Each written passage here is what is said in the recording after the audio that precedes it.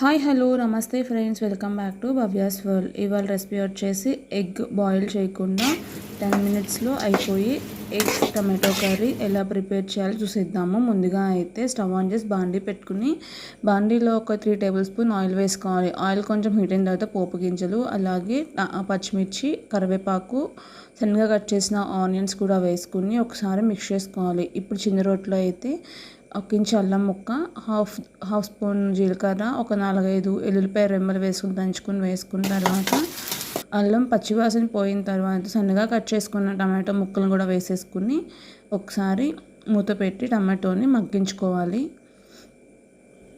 టమాటా మగ్గిన తర్వాత half table spoon పసుపు, అలాగే టేస్ట్ తగ్గట్టు ఉప్పు కూడా వేసేసుకుని ఒకసారి మిక్స్ చేసుకున్న తర్వాత మీకు కారం సరిపడా కారం కూడా వేసుకుని ఒకసారి కలుపుకోవాలి. ఇప్పుడు పచ్చివాసన పోయిన తర్వాత మనం ఎగ్స్ ఎన్నైతే వేసుకుంటామో అన్ని ఎగ్స్ని అలా టమాటో గ్రేవీలో ఎగ్స్ని పగలగొట్టి వేసేసుకోండి.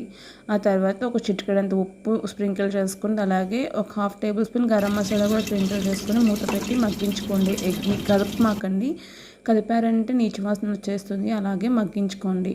అలా మగ్గిన తర్వాత ఒక కేక్ లాగా కట్ చేసుకుని ఒక్కొక్క ముక్కని అలా పక్కకు తిప్పుకోండి. ఇప్పుడు ఆయిల్లో కొంచెం ఫ్రై అవ్వనండి, ఎగ్ నీచు వాసన ఉంటే పోతుంది. అలాగే కొంతసేపు పాటు ఎగ్ని అలా ఫ్రై చేసుకుంటూ ఉంటే ఎగ్ టమాటో కర్రీ అనేది రెడీ అయిపోతుంది. మీరు కూడా ట్రై చేసి ఎలా వచ్చిందో కామెంట్ చేయండి, లైక్ చేయండి, సబ్స్క్రైబ్ చేసుకోండి. Thank you for watching. Bye.